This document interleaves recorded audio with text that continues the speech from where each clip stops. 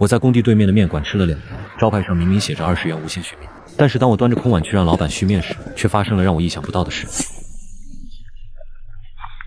老板娘，麻烦给续一碗面。你还想要续面？当老娘开善堂的吗？臭打工的饿死鬼！看什么看？吃不起就滚蛋！老板娘，你这太过分了吧！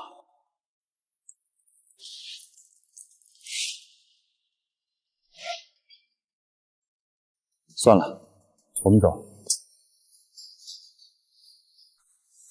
但在当天下午，我直接以工地负责人的身份发了一条视频。明天起，工人食堂正式开放，5元无限续面续饭。次日，当刘翠花看着几百号工人冷漠走过她的面馆，那张原本嚣张的脸转为无尽的惶恐。我叫林远，是建筑院派驻到这个大型商业综合体项目的负责人。为了方便每天下基坑、爬脚手架、查验钢筋，我从来不穿衬衫西裤。1年4季，我都套着一身沾满灰泥的迷彩劳保服，脚上踩着一双劳保胶鞋，头上戴着一顶黄色的安全帽。丢在人堆里，我就是一个最普通的泥瓦匠。自项目开工，我常去对面的好运面馆吃午饭。老板娘刘翠花外号刘算盘，经营势力，她打着20元管饱无限续面的感人招牌，实则套路满满，手腕有肉末，续面却只有可怜的白水面，还会被她恶毒辱骂，饿死鬼投胎。农民工干着重体力活，为省时间填饱肚子，只能忍气吞声。作为项目负责人，我常次掏腰包在这订几十份打包单，绝对算大主顾。我天真的以为这么照顾他生意，彼此算有交情了。直到今天中午12点半，正是工地放饭的高峰期，我拖着像灌了铅一样的双腿走进好运面馆。因为图纸的一个承重参数临时变更，我熬了2个通宵，只喝了3瓶矿泉水。现在的我饿得连眼睛都在冒绿光。老板娘，一碗油泼面，多放点辣子。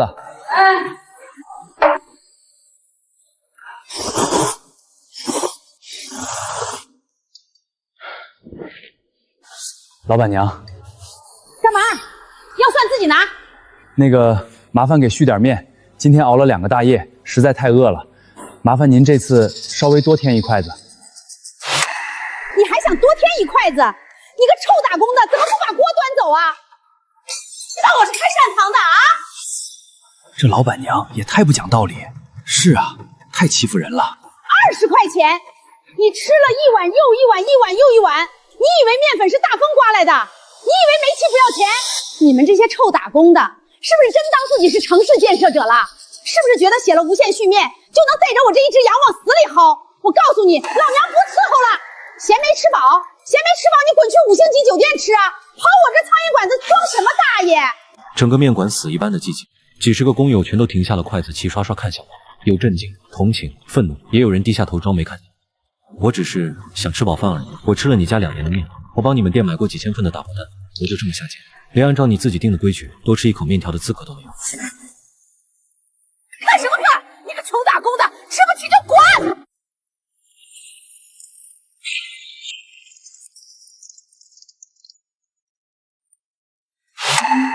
你干什么？欺负人是不是？别冲动，坐下。我没有暴跳如雷，也没有落荒而逃，只是低下头，抽出纸巾，把胸口油渍擦干。钱包收款20元。哟，给钱还挺痛快，大伙儿都瞧见没？这穷光蛋就是个天生的软骨头，老娘把泔水泼他脸上，他连个屁都不敢放，最后还不是得乖乖掏钱认怂？嘿，活该你一辈子在泥地里当个臭打工的！明天你要是再敢来，老娘连洗碗水都卖你15块。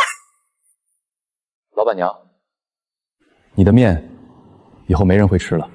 我没有等他有任何反应，转过身，推开面馆那扇油腻的玻璃门，走进了正午4点。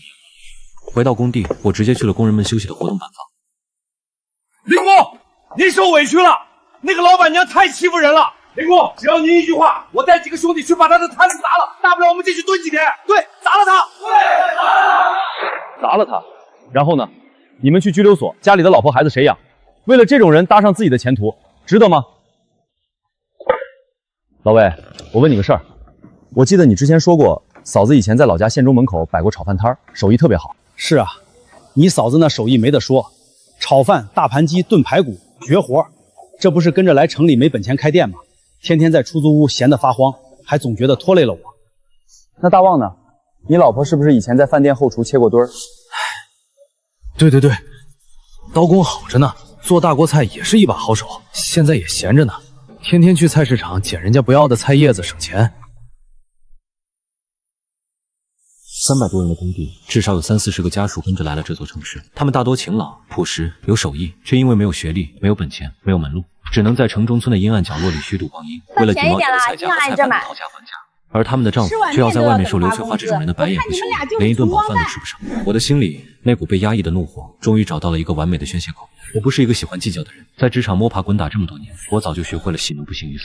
但是不发泄不代表不愤怒。刘翠花那一盆嫩汤，泼的不仅是我的衣服，更是普通打工人的尊严。她践踏了人与人之间最基本的底线。如果我今天忍了，那么明天就会有成百上千的老魏和大旺为了省那几块钱，继续去他的面馆里看他的脸色，吃他锅底的泔水。我需要做点什么？老魏、大旺，还有兄弟们，从明天开始，我们不在外面吃了。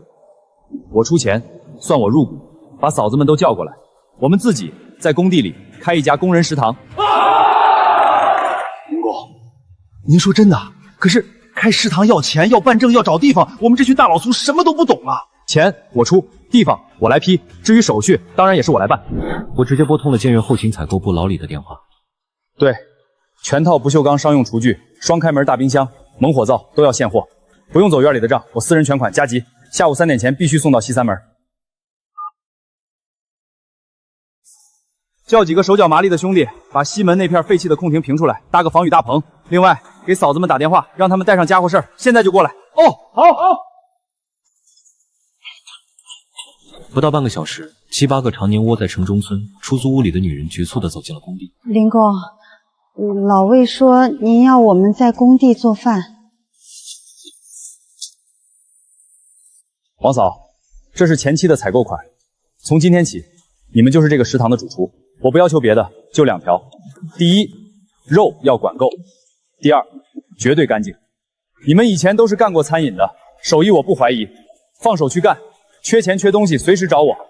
咱们不仅要让兄弟们吃饱，还要让他们吃得有尊严。林公，您放心。这活儿要是干砸了，我把脑袋揪下来给您当球踢。王嫂麻利的分工，带着其他人推着小3轮车直奔大批发市场。下午3点，2辆重型平板卡车，锃光瓦亮的商用厨具被工人们喊着号子卸了下来，接水、接电、安装排风扇，300多个大老爷们爆发出前所未有的干劲。不到2个小时，一个干净、宽敞、设施齐备的露天大食堂就拔地而起。我站在2楼的脚手架上，冷眼俯视着对面的好运面馆。刘翠花正坐在门口嗑瓜子，盘算着明天怎么羞辱我们。我甚至能看到她往那口熬煮了一上午的浑浊大铁锅里，又倒了半桶不知从哪接来的自来水。第二天中午12点，刘翠花站在那口散发着馊味的大铁锅前，手里拿着漏勺，正伸长了脖子往工地的方向张望。然而12点半了，马路上连个鬼影都没有。刘翠花脸上的得意终于挂不住了，她烦躁地扯下毛巾，迈着粗壮的双腿穿过马路，做贼心虚般的来到了工地那扇紧闭的绿色大铁门前。她把脸死死地贴在铁门中间的缝隙上，瞪大了眼睛往里看。下一秒，我清楚地看到她整张脸都被气到扭曲。透过门缝，她看到宽敞明亮的大碗和堆积如山的红烧肉，300多个农民工正满嘴流油大口吐。好啊，你们这群穷鬼竟然自己开火了！走过路过不要错过啊！好运面馆大酬勤，买1碗送1碗，便宜实惠啊！这招骗到了20-30个路人和隔壁小工地的工人，但他们端到的依然是清汤寡水的馊面汤。老板娘，你这面里怎么连点油腥都没有，还有股酸味儿？20块钱1碗面，你还想吃出龙肉来呀？啊，爱吃吃，不吃滚！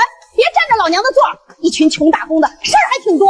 杀工人被骂得满脸通红，只能憋屈的扒拉烂面条。我站在2楼脚手架上，看到发生的这一切，去到互助食堂，拿出手机拍下互助食堂肉香四溢的视频，配上5元无限续肉的文案，充了2万块同城流量推广。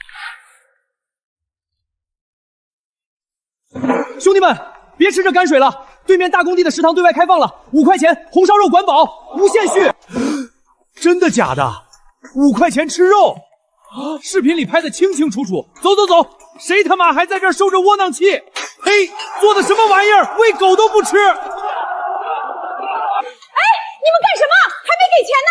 你们这群穷鬼，抢劫犯！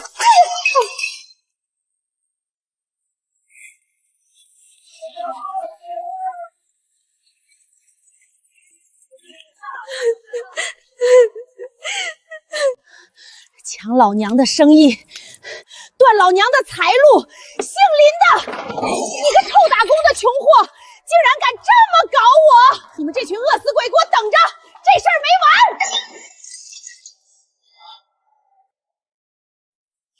林工，整整3天了。自从咱们食堂开业，刘翠花连1碗面都没卖出去。老魏，我刚看她在焦躁地走来走去，看起来像是没憋着什么好屁。该死的穷鬼，敢断老娘的财路！我太了解这种人的想法了，他们永远不会反思自己的贪婪和刻薄，只会把一切过错推到别人身上。是啊，在他看来，不是他的干菜面汤恶心人，而是咱们搞互助食堂抢了他垄断的生意。他半年房租马上要交，煤气费和劣质肉钱还欠着呢。第二天中午12点，互助食堂依旧是一派热火朝天的景象，但就在这充满温情的门口，几道极其刺耳的警笛声突然像尖刀一样撕裂了工地的平静。刺耳的刹车声在门外响起，紧接着砰的一声巨响，绿色大铁门被人推开。几辆印着市场监管等字样的执法车闪烁着爆闪灯和警灯，好几个穿着制服、神情严肃的执法人员有序下车，径直走向打饭窗口、就餐区和后厨区域，开始进行现场初步勘验。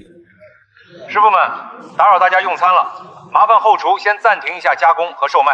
大家不用惊慌，我们接到了群众的实名举报，依法过来对这里的食品安全和经营资质进行例行核查。这突如其来的变故像一盆零下10度的冰水兜头浇下，原本喧闹的食堂瞬间死一般的寂静，只剩下后厨大铁锅里还在咕嘟咕嘟冒泡的炖肉。年轻刚进工下的手一哆嗦，刚打满饭菜的不锈钢碗掉在地上。工人们大都是老实巴交的农民工，哪里见过这种3局联合执法的阵仗？食品安全无小事，事关大家伙的身体健康。我们今天过来，也就是做个合规合法的例行核实。大家放心，只要你们的相关手续齐全，卫生达标，食材来源正规，我们绝对不会打架工人们的饭碗。我们是来规范市场的，不是来找茬的，请大家配合我们的工作就行。哎呦喂，吃啊！怎么都不吃了？昨天不是吃的挺欢吗？不是还发视频显摆吗？领导，您看看，连个营业执照都没有，就在这儿支口大锅煮猪食儿。你们闻闻，这肉肯定是死猪肉，用的全是从地沟里捞出来的浆水油。你们还真以为自己配吃红烧肉了？我呸！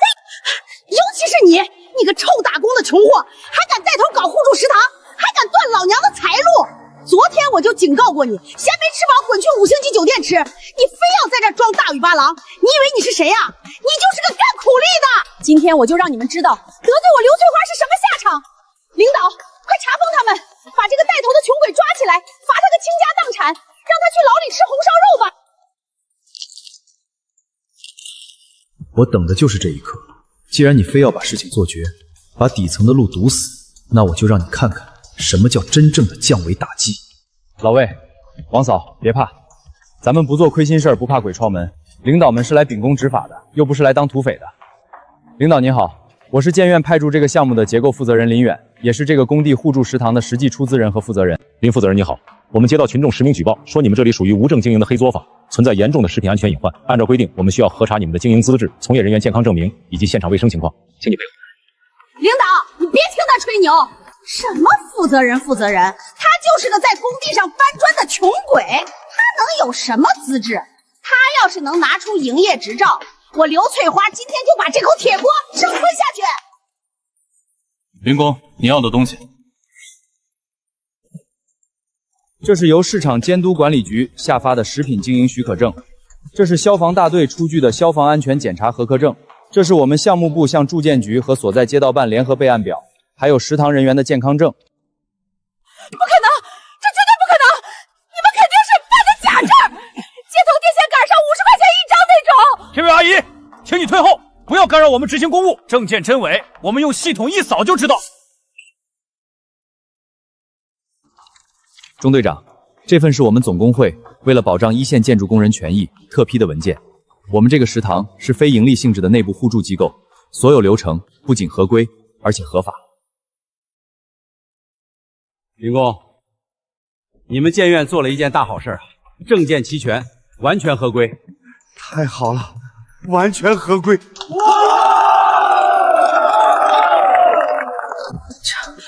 这怎么可能？他明明就是个穷打工的。资质没问题，接下来查现场。刘翠花仿佛抓住了最后一根救命稻草。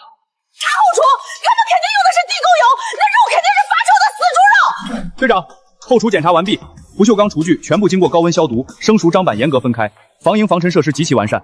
说实话，这卫生标准比外面很多星级酒店的后厨还要干净规范。这是他们采购食材的票据，粮油、肉类、蔬菜全部来自本市最大的正规农贸批发市场和大型连锁超市。每一批猪肉都有检验检疫合格证明，根本不存在什么地沟油和死猪肉。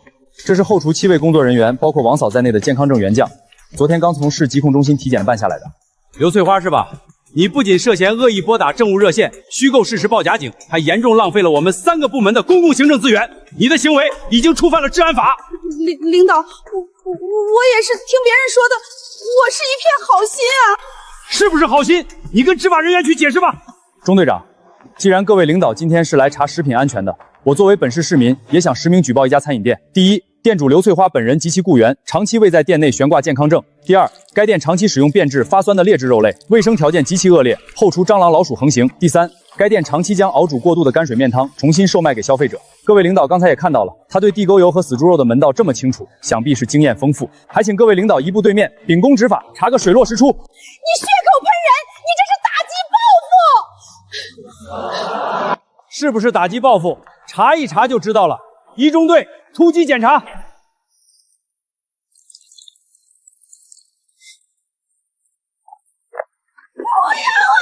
要啊！领导们听我说，这是误会呀！冰箱里这些发绿的肉是怎么回事？为什么没有进货证证？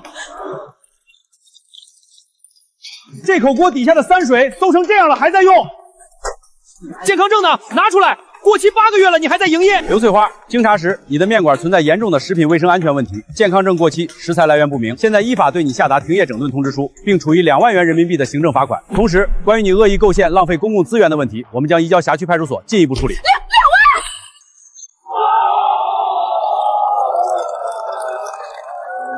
万！老天有眼啊！真是老天有眼！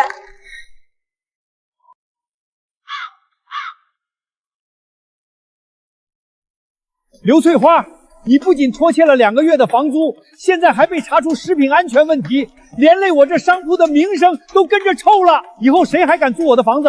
限你3天之内把那些破铜烂铁给我搬走，马上滚蛋！力哥，你不能这么绝情啊！我可是交了半年的押金啊！你把我赶出去，我吃什么喝什么呀？押金？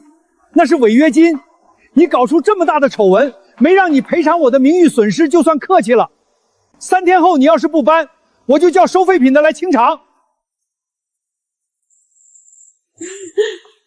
他这些年从农民工碗之刻下来的每一滴油水，最终都化成了反噬他的毒药。但我知道，像他这种人，在没有彻底咽气之前，一定会疯狂地反咬一口。他绝对不会认为是自己的贪婪害了自己，他只会把一切的怨恨都算在我的头上。虎子，姑妈这次可是被那个姓林的小子往死里整了，他断了我的财路，我也绝不让他好过。姑，你想怎么搞？打断他一条腿，这价钱可不够啊！哼，打人犯法，姑妈能让你去冒那个险吗？他不是搞了个什么互助食堂，标榜自己干净卫生吗？你今天半夜翻墙进工地，把这些给我扔进他们存放蔬菜的库房里。我操，姑，你这也太恶心了吧！这怎么还有死老鼠和蟑螂？恶心！我要的就是恶心！我要让他们全工地的人都吃出病来！我要让他那个破食堂彻底关门大吉！强哥，是我，好运面馆的刘姐。对，我这儿有个大猛料，西三环那个100亿项目工地有个无证经营的黑作坊，里面脏得要命，连死老鼠都有。你今天中午带着直播设备过来，只要你在他们打饭的时候冲进去，把那些死老鼠翻出来直播曝光，全网肯定炸锅。行啊，刘姐，不过规矩你懂的，如果事成之后逼着那个负责人赔了钱，赔偿金10万起步，拿到钱咱们5-5分成。姓林的，你不是能耐吗？你不是证件齐全吗？我看你今天中午怎么当着全网观众的面把死老鼠咽下去！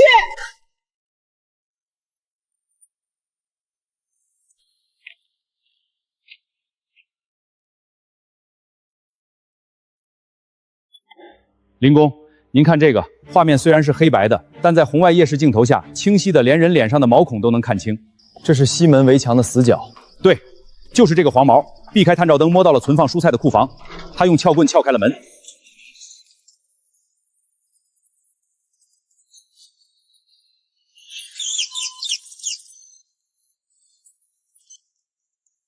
简直是丧尽天良！林工，这帮畜生是想毒死咱们全工地的兄弟啊！我这就带人去报警，把那个黄毛抓回来。慢着，抓个拿钱办事的小喽啰有什么意思？林公，您的意思是，黄毛只是个跑腿的，真正的毒蛇还在洞里做着发财的春秋大梦呢。去，带2个靠得住的兄弟，戴上手套，把菜库里那些被污染的土豆和白菜原封不动地搬出来，放在大棚最显眼的地方，上面搭块防云布，别让人碰。是，我这就去办。另外，中午12点半，告诉大门的兄弟，如果看到刘翠花带着拿手机开直播的人硬闯，不要拦，象征性的阻挡一下，放他们进来。林公，这不是引狼入室吗？不把门打开，这群狗怎么进得来？既然他们想玩舆论，想玩曝光，那我们就给他们搭个最大的戏台。我要让他们在最得意、最疯狂的时候，当着全网观众的面，体验一下什么叫真正的身败名裂。通知兄弟们，中午照常开饭，准备关门打狗。老魏，今天王嫂这油泼辣鸡和红烧肉做的不错，兄弟们吃的挺踏实。那是，林公，你怎么老盯着门口的门看？在等戏开场。开门！快开门！进去里面！家人们，他们把门反锁了，里面肯定有鬼。按计划办，装作拦不住。哎，你们干什么呢？工地种地不能随便进。家人们，老铁们，阿强我已经冲进这个黑心工地了。今天我就冒着被打的风险，带大家曝光这个毒害咱们农民工兄弟的无证黑锅坊。就是这儿，强哥，就是这帮丧尽天良的畜生，他们断了我的活路不说，还给工人们吃死猪肉和泔水。家人们看到了吗？这就是他们的反应，心虚了。你放什么屁？我们这儿干净的很。别动，让他演。家人们，看我发现了什么？他们平时做饭的菜就堆在这里，连个冰柜都没有。大家看好我的镜头，别眨眼。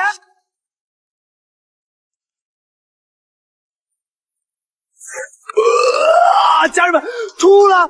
我真的要吐了！死老鼠，3只死老鼠，还有活蟑螂在爬。天哪，这怎么回事？你们胡说！这菜早上我摸洗的时候干干净净的，哪儿来的老鼠？你这个黑心肠的毒妇，还敢狡辩！证据确凿，死老鼠都在这摆着呢。网友们，你们给评评理呀！我刘翠花虽然是个摆摊的，但我赚的都是良心钱。这帮人为了省成本，用这种吃死人的东西给农民工做饭。姓林的，你昨天不是挺能耐吗？你不是拿合规文件压我吗？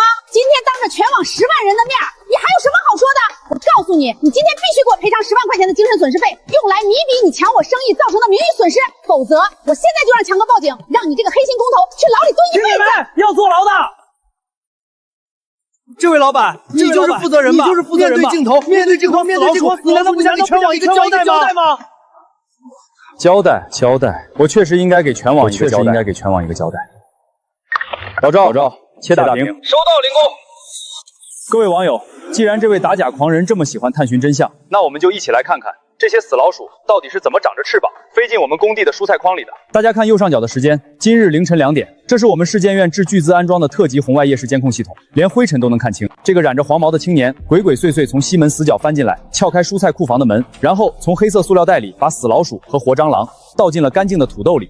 他转身逃跑时，红外镜头给他的脸来了一个极其清晰的特写，大家看清楚这是谁？那是刘翠花的远房侄子，那个街溜子黄毛，我以前在面馆见过他。奸杀的毒妇，竟然半夜找人来投毒陷害我们！家人们，这可能有误会。老赵，放下一段。时间：今天早上8点，地点：工地外的小巷子口。监控画面里，刘翠花正满脸堆笑地将一个厚厚的红包塞进阿强的手里。刘翠花，你那个死老鼠的手势比划得挺生动啊！10万块的精神损失费是吧？刘翠花，你可能不懂法，半夜翻墙进入工地投毒，这叫投放危险物质罪；勾结无良网红制造舆论，企图索要10万元，这叫敲诈勒索罪。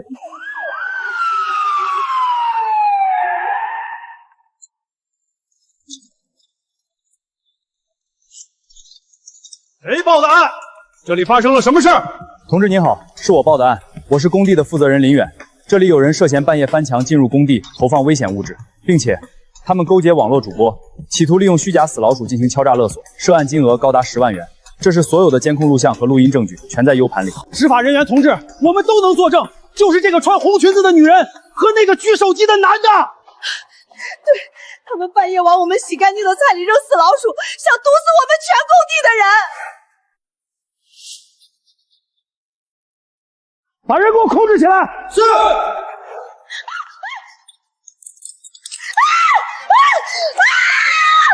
我没有！你们凭什么抓我？执法人员同志啊，你们抓错人了呀！我是冤枉的，是这个姓林的穷鬼陷害我。那老鼠是他自己放进去的，我一个弱女子怎么可能干出这种事儿啊？你们不能偏袒有钱人，欺负我们打工人啊！打工人？你克扣工友面条用泔水熬汤的时候，怎么不想想他们也是打工人？你雇人往几百人吃的菜里扔死老鼠的时候，怎么不想想那会要了打工人的命？刘翠花，监控拍得清清楚楚，人证物证俱在，立刻放手，配合调查，否则罪加一等。放开我！我不去派出所，我的面馆还要做生意啊！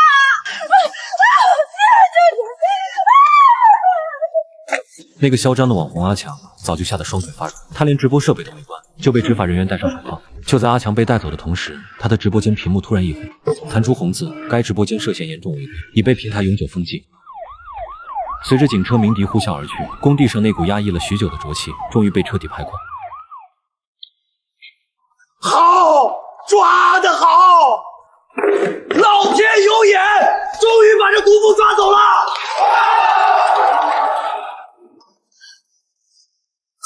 兄弟们，坏人被抓走了，咱们接着开饭。今天林工说了，肉管够。林工大快人心啊！通报出来了，刘翠花因寻衅滋事、破坏生产经营秩序被拘留3个月，并处罚款。还有那个翻墙投毒的黄毛侄儿，在网吧被执法人员抓获拘留了。网红阿强涉嫌敲诈勒索，账号全网永久封禁。对面那家面馆呢？房东老李强制清退了，收废品的人连夜搬空，连那口熬泔水的大铁锅都被当废铁论斤卖了。他的饭碗彻底砸了。老赵，这次风波让咱们后厨在网上火了。既然网友关注，我们就把中控室画面接入网络，搞个全透明工地厨房的慢直播，让大家云监工。这招绝了！现在每天几万网友在线夸咱们是真正的良心食堂，说这是对农民工兄弟最大的尊重。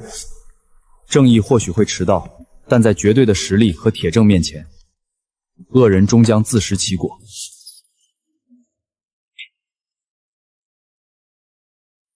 扫把星。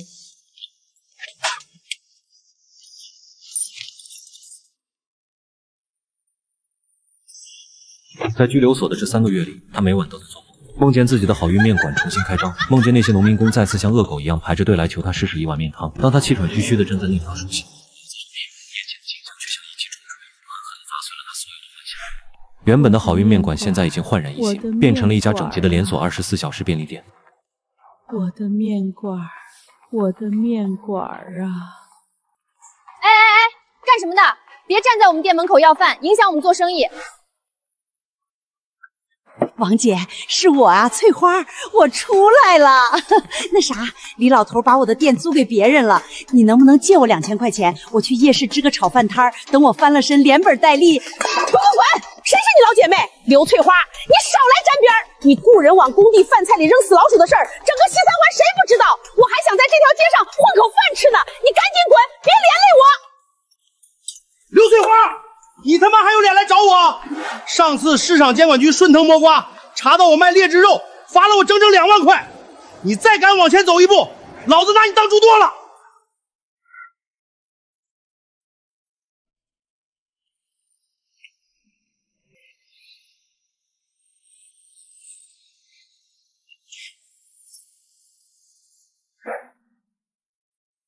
林总工程师，您牵头创办的这个工地全透明互助食堂，不仅彻底解决了农民工兄弟的就餐卫生问题，更在全网引起了极大的正面反响。请问您现在的感受是怎样的？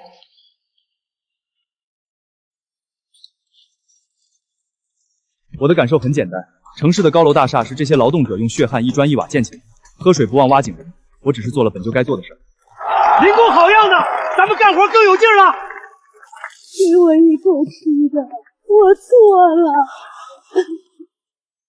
林老板，你行行好，给我一口饭吃吧，让我在这里打杂也行。干什么呢？停住！这里不能进。王局，咱们去那边探讨一下下一步建立医疗互助基金的计划。好，林工这边请。对于这种恶毒到了心子里的人，最残酷的惩罚不是痛打落水狗，而是彻底的无视。他终于明白自己那点可笑的市侩算计，在这个男人的智慧和格局面前，简直就像企图撼动大树的皮肤。林工，您猜怎么着？那个恶毒的老娘们刘翠花，昨天被迫编织袋买绿皮静坐票，灰溜溜滚回老家了。听张屠户说，他连买火车票的钱都是把手机当了才凑够的。真是老天开眼，恶有恶报啊！